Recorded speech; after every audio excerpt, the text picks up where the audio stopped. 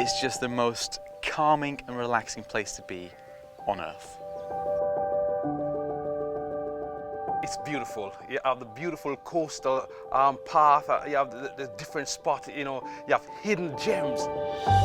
It never ceases to amaze me what we've got here in Anglesey, and even though I've lived here all my life, I'm still always finding new things and new enjoyment aspects to have from this island. We have ample beaches, local wildlife, hills, plenty of coastal path.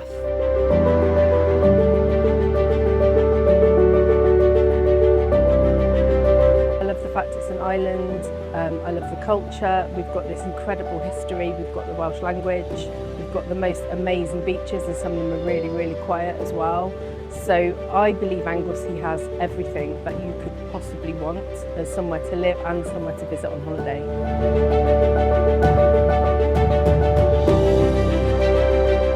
And there's always something different to see around every corner, whether it's something prehistoric, ancient early churches, standing stones, chapels. There's just so much history on the island. I don't take this place for granted at all. I'll go out of my way to see Anglesey in its glory.